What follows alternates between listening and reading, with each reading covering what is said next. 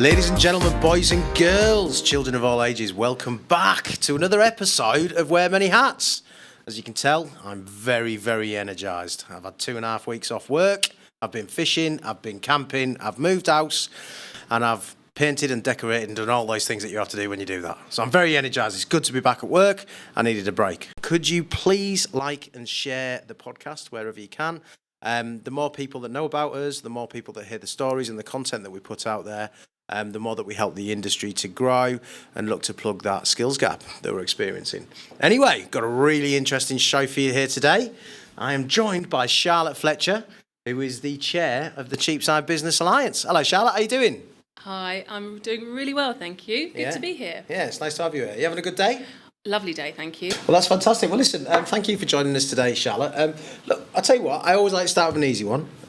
Tell us how you initially found yourself to become a facilities management professional. Well, I'm sure like many of your guests, it was not something I necessarily chose to do. Yeah, so it wasn't the dream. What was the dream, out of interest?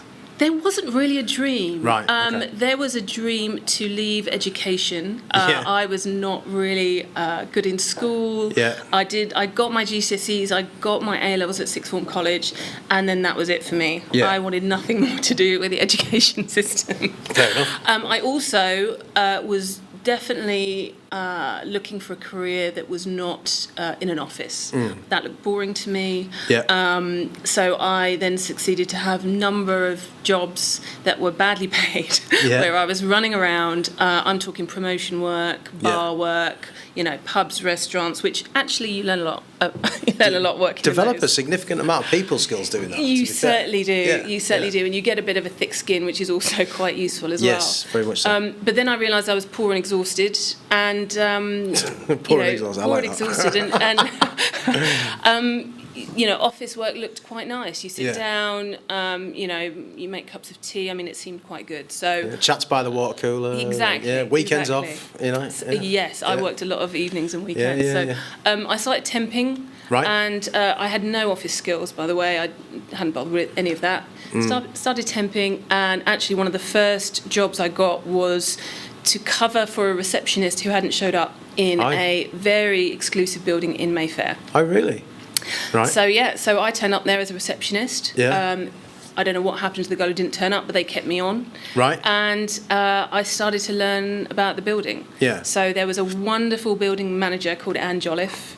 Yeah. And I was bored out of my mind on the reception desk. So she started to kind of let me know what she was doing, and I sort of helped her do a few checklists and tests and things. Bit of compliance. We'll start the health and safety journey started there. Yeah. That's when my NEBOSH started.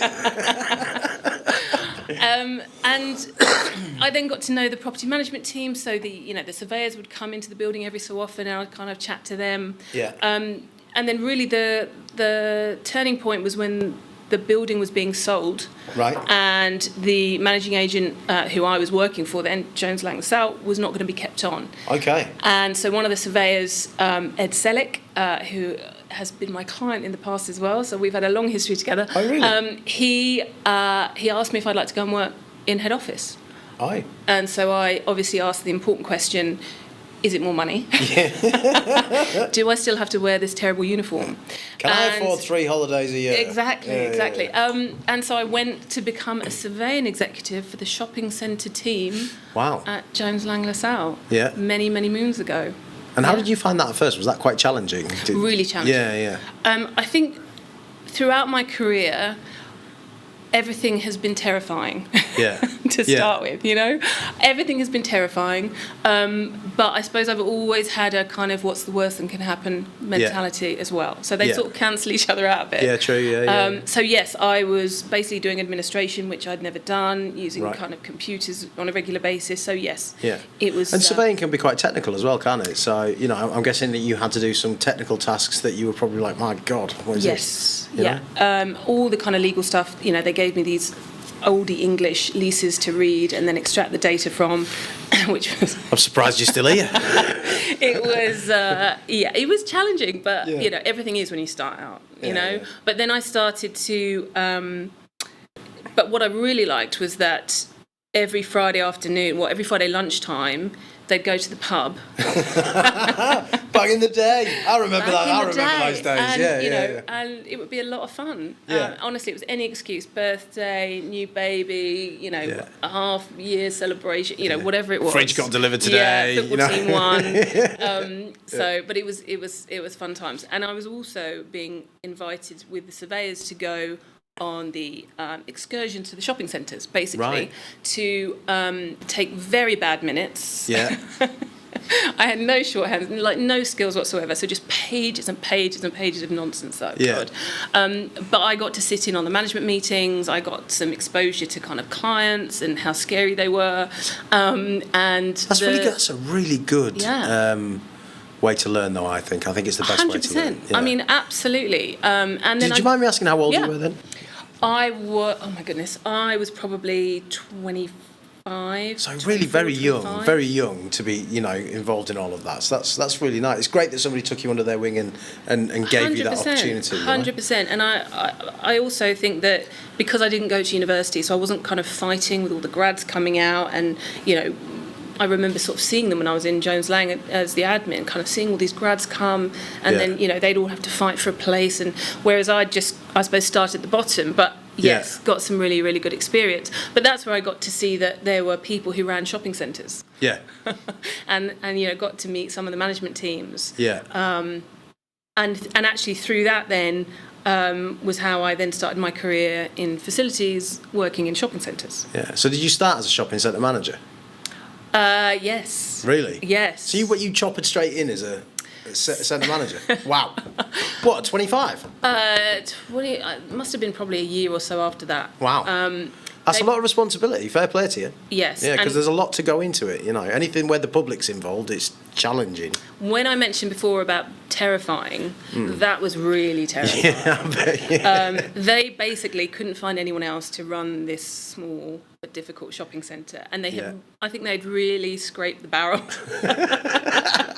And they had no other option, and then they started asking us as surveying execs, look, would any one of you want to do it? And I was the only one stupid enough to say, sounds exciting. Yeah, but the challenging ones, that's where you get a lot of experience, though, isn't it? That's difficult, but it really is. And they learn a lot. Again, they were desperate, but they said to me, well, look, if you do your diploma in shopping centre management at the same time, we'll let you have a go. Yeah. Oh, really? Yes. That's fantastic. Yeah. You were there for a while, weren't you? So you must have done all right. Yes. Yeah. But again, it was first time, I was very young, team of security, team of cleaners, people would run rings around me. Yeah, of course, yeah. But you learn the hard way. Yeah. Lots of issues being a central London centre. Yeah. Attached to an underground station. Well, and a social behaviour, theft. It was everything. And everything else. It was I'm guessing. everything. And I turned up and they decided that they were going to basically refurbish all the escalators. Oh, no. No way. So again, suddenly I was in these technical meetings having to make decisions on escalator cone plates. Yeah. I mean, it's really sexy as well, isn't it? But, it sounds really good. Yeah. And then having to have meetings with Transport for London. Honestly, I just learned so much, but it was it was bonkers. It was absolutely insane. Yeah, it sounds it. And then you obviously stayed in sort of that shopping centre environment for a period of time. Yeah. So again.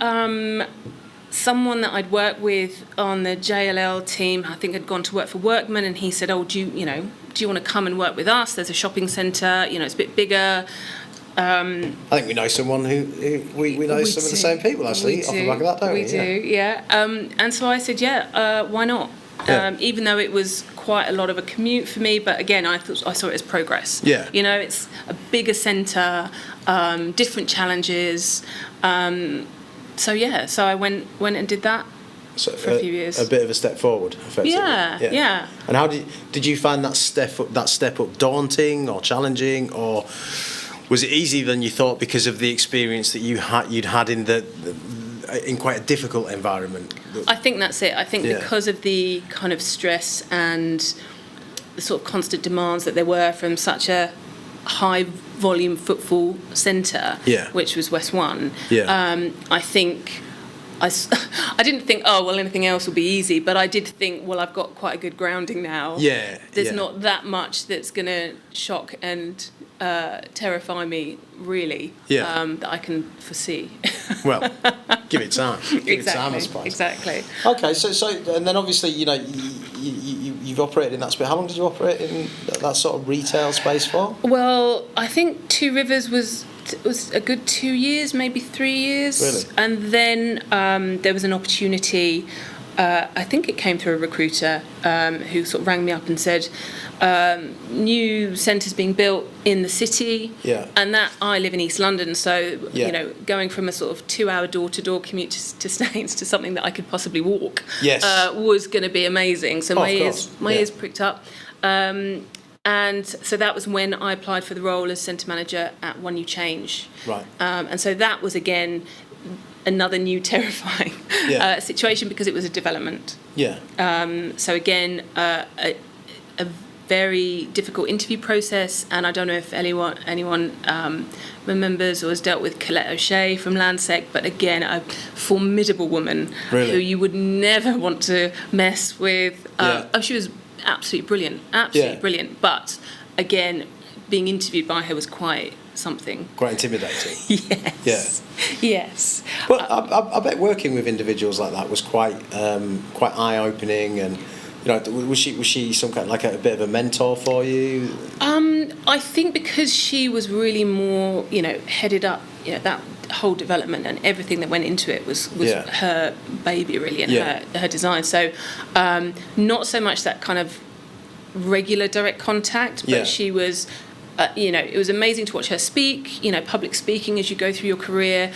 Unfortunately, it's something you've got to do. It is. And she was always very, very good at it. And, and when I did kind of pluck up the courage to go and kind of like ask her something or needed some advice, then she was always very receptive. So, I think also seeing another woman in such a senior position was really encouraging.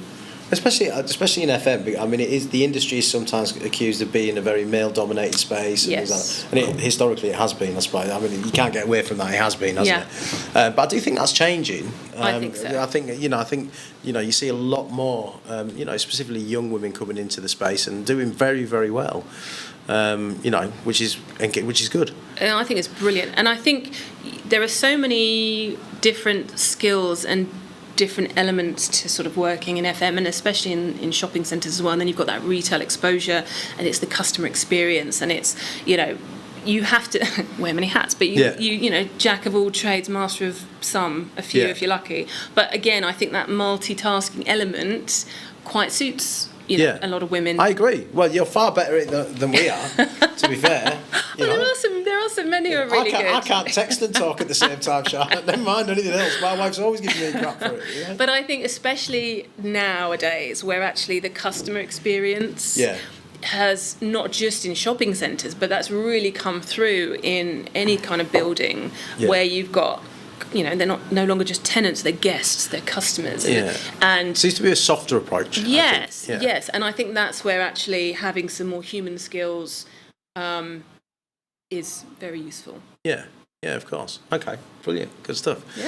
What's the most challenging experience that you've had in your FM career? Let's focus on shopping centres for a little bit, because I'm sure there's a few challenging ones in there. Oh my goodness. I think, One New Change as a whole, it has absolutely been my best experience, but also the most challenging, just because being in a development situation and basically, working on a building site and, kind of not really knowing everything that's happening all at once. Half of the building was a premium grade A office space. Half of it was a public mall. And actually bringing those two, obviously, mixed use now is everywhere, but I think that was probably one of the first proper mixed-use developments in the city. Well, just bringing the legislation together for both different elements must have been, back then, a nightmare. Yeah. I mean, there's lots of there's lots of what's the word? There's lots of examples of it now, isn't there? That you can lean on. But I guess 5, 6, 7 years ago there wasn't. Yeah, and if you imagine the security requirements for those office tenants was very, very different from what it was in the mall. So it was massively challenging on all aspects, really. And blood, sweat and tears really for that whole project. But it was wonderful. You know, it was also so challenging, but the team, everyone and actually Landsec at that time, where the development team, everyone just was all part of the same company and just worked together so well, the suppliers and the partners. It really felt like just such a team effort. And you felt supported.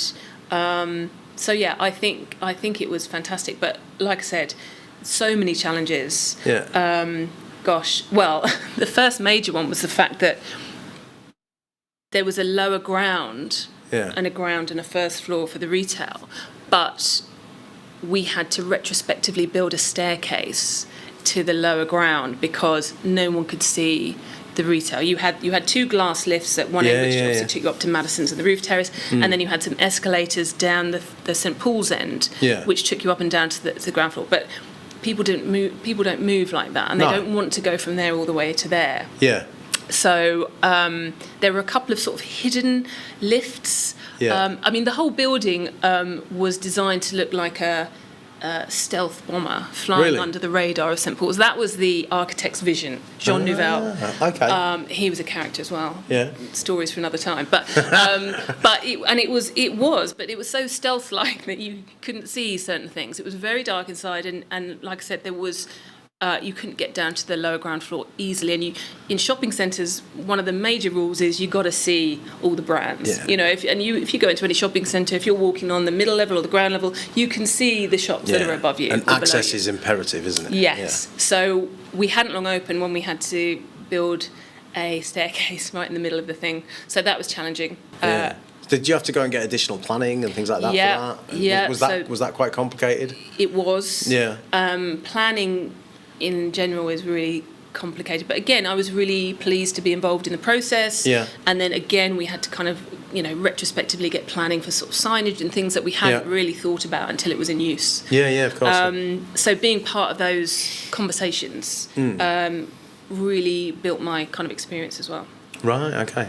It actually sounds like, although it was very challenging, it also sounds like it was one of the greatest accomplishments of your career based 100%. On how you talk about it. Yeah, I have a lot of love for that building and kind of what everyone involved went through. And I still kind of speak to people from that time as well, so it was good. Well, your colleagues become your friends, don't you, as you get older? They do, don't they? Become your network, you yap to them. I mean, I text more people I work with than people I socialise with, to be fair. I do. Spend more time with this poor boy than I do my own wife. It's one of those things.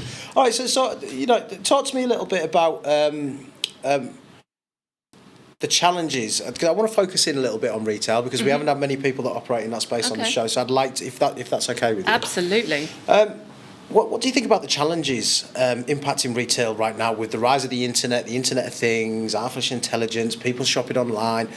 How do you see things changing? How do you, what do you, in 20 years, what does it look like? I think it looks pretty the same. I mean, I think, look, ever since I've been working in retail, which is a long time in shopping centres, everyone has been saying retail's dead. This was before COVID, right? To be fair, they have been saying it about 10 years and it is still there. Everyone just says it all the time. And I think that, shopping centres have forever been a social community hub, right? And I think they always will be. I think what has happened now, which needed to happen, is that some brands had kind of, run out of time, shall we say. They'd lost their way.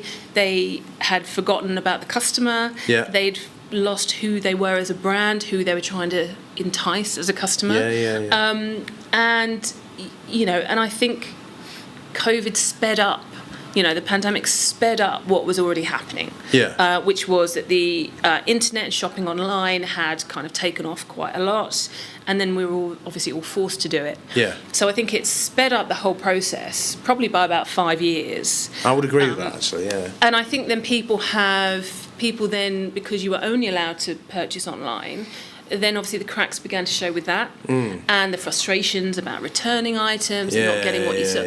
And then all of a sudden, what was quite a cost-effective way of selling became not so much. So the marketing costs soared. Your voice online as a brand is challenging to get to your customer, and it became more expensive. Yeah. So then after that, in real life, IRL retail became more attractive. Really? Yeah, and so you'll see now brands coming back to life. You'll see online brands taking physical space. There is talk of that, isn't there? It's already happened. Yeah, well, Amazon's doing it already, isn't it? Amazon's been doing it for ages in various kind of ways. Yeah.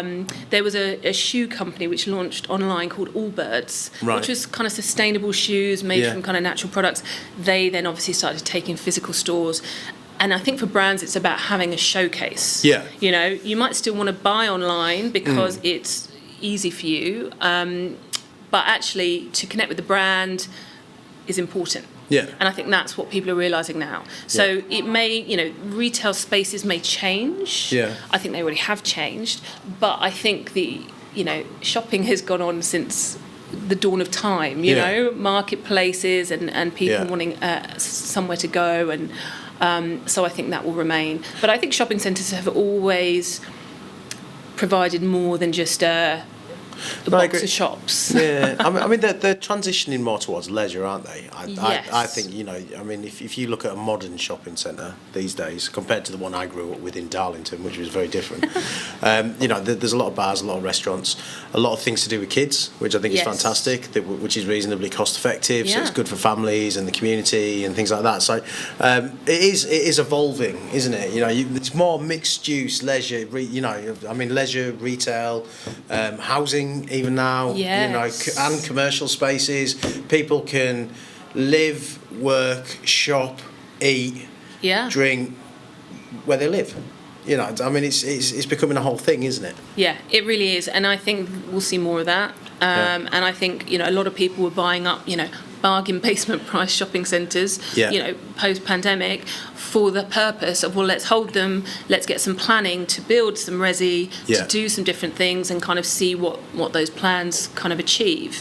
But yes, it is, if you can have a space where you've got your, pharmacies and hairdressers and services as well as retail as well as leisure. Completely agree. Then I think everyone wins really. Yeah, it's more like rather than the traditional high street, which has one end and the other end. Yes. It's an encapsulated high street with everything in it. Yeah, and I think you talk about high streets and obviously those have really come under fire, and unfortunately now it's charity shops and betting shops seem to be the majority of the units taken there.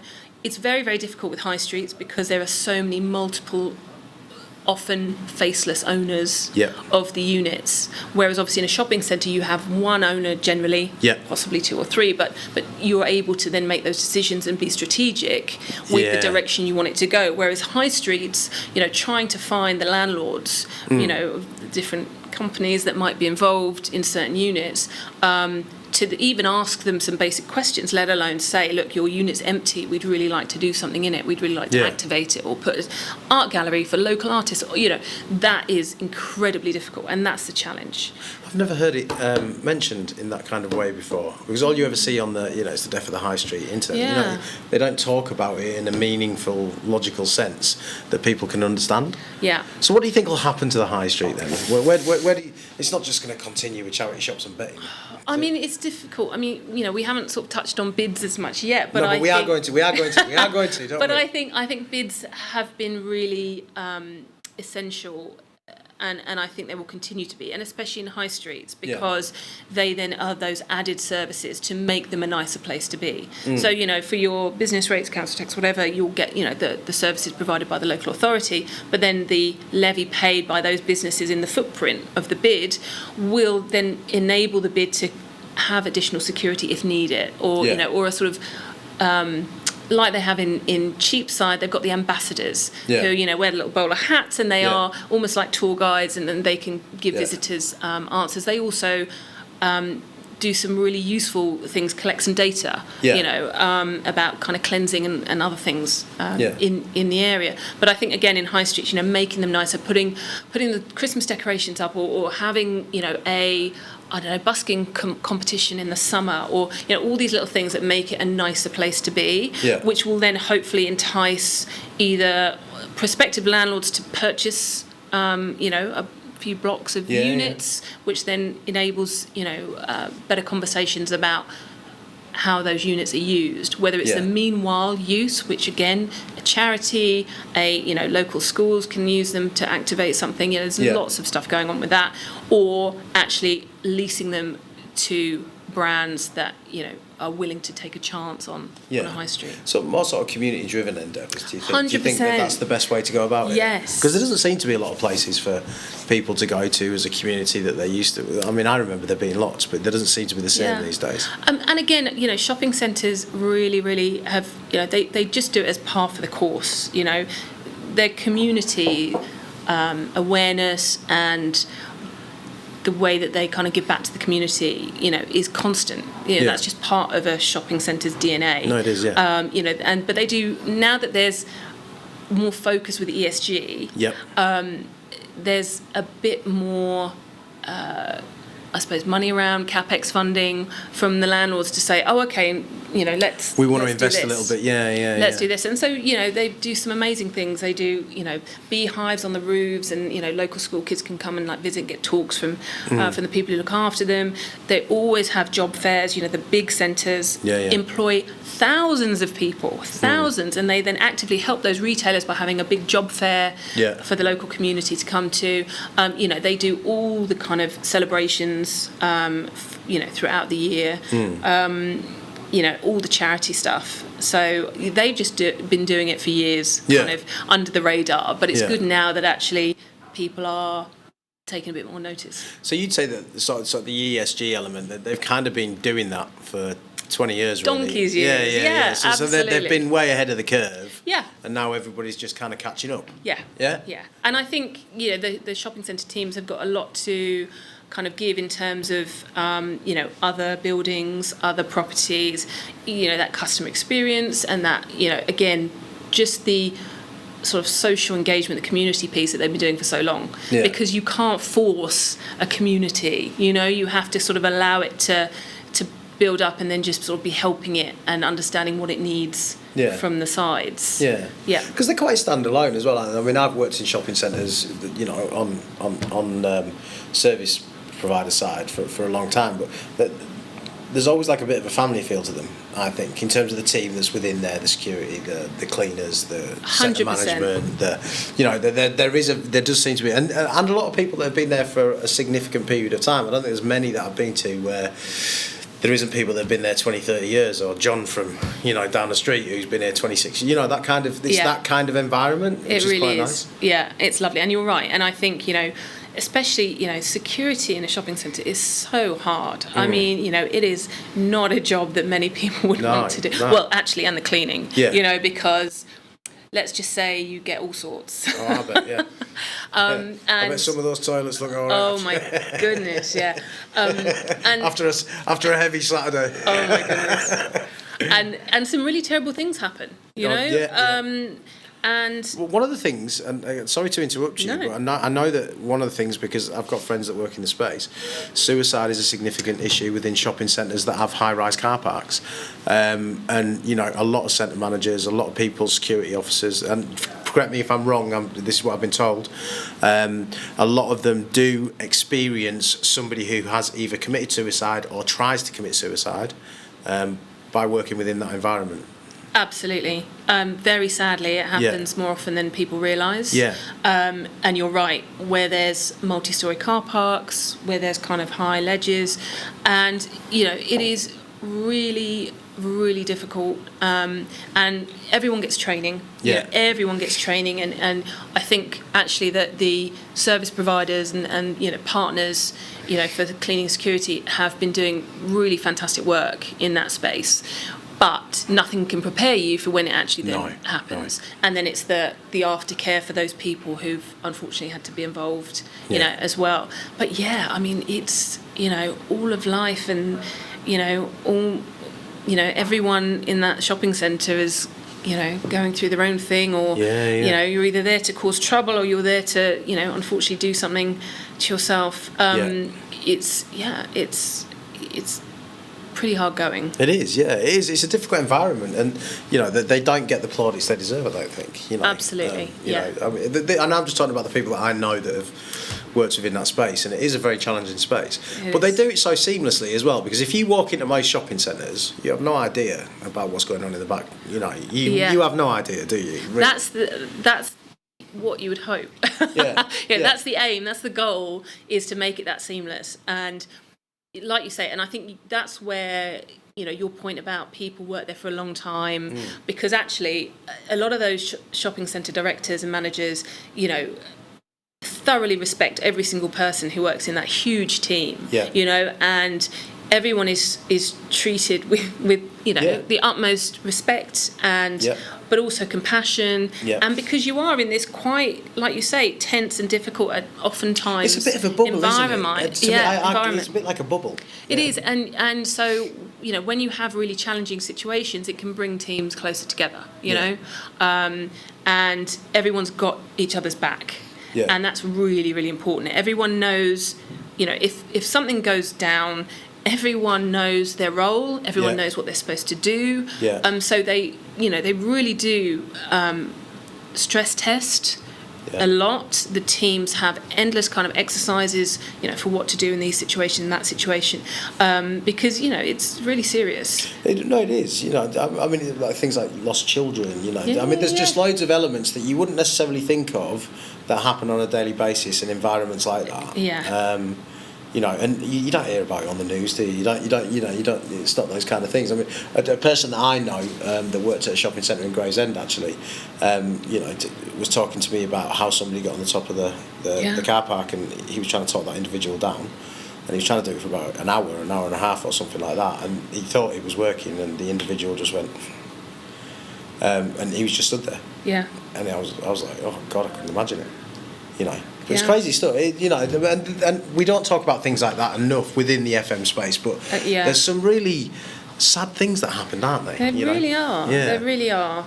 And the people that deal with them, champions of the industry as far as I'm concerned, fair play to them, Yeah, I think so.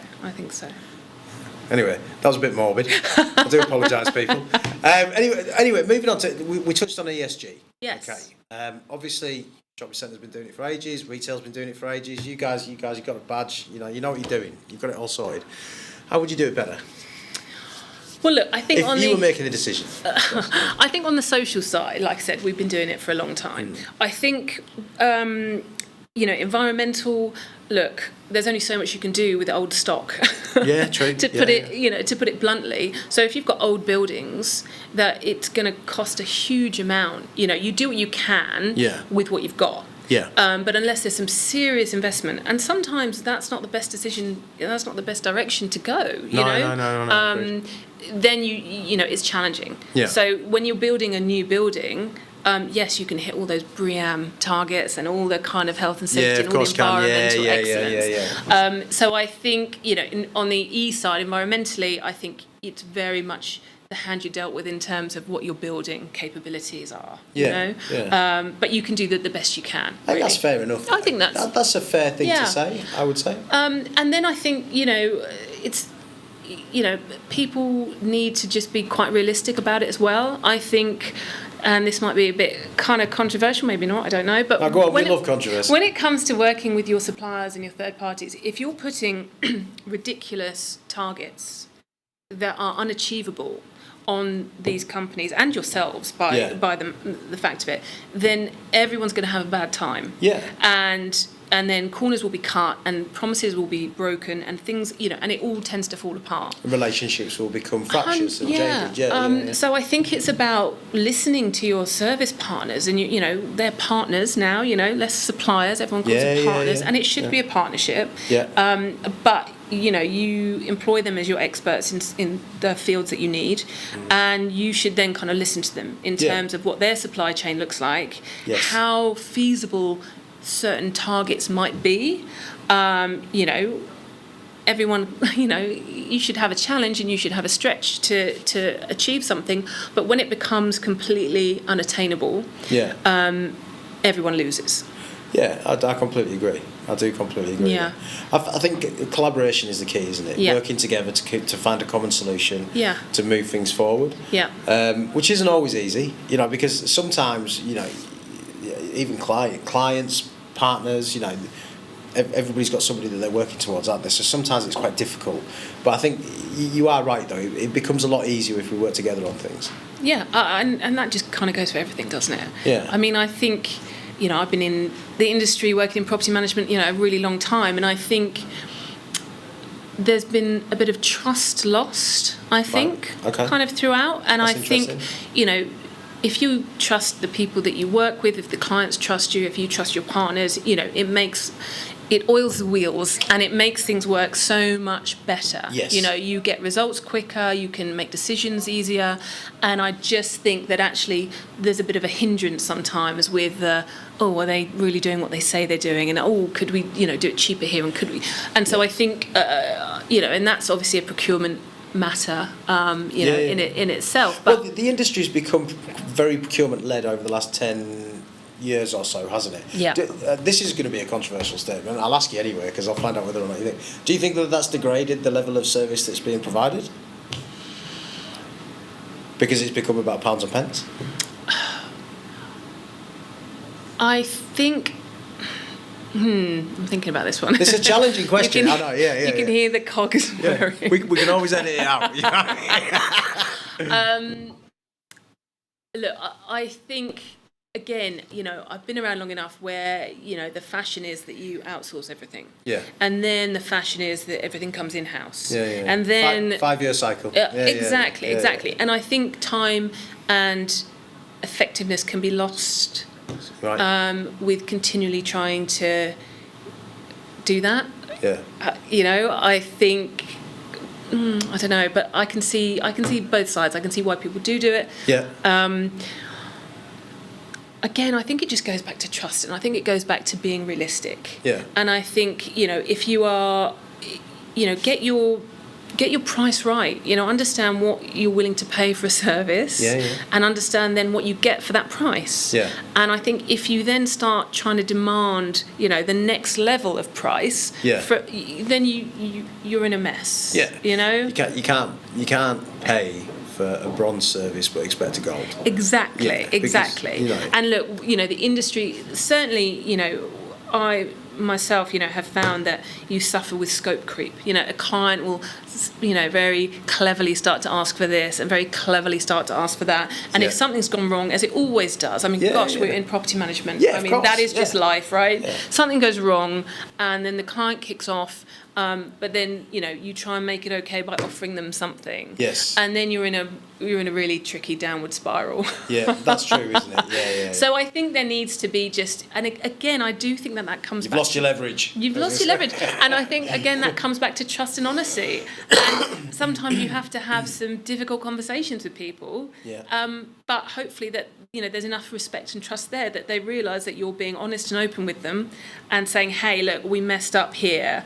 And, I know that you are expecting X and Y because of that, but we've absolutely cleared that up. We've all learned our lessons, and we can't actually give you X and Y on top. Yeah. However, if you want to pay for it, that's fine. Yeah.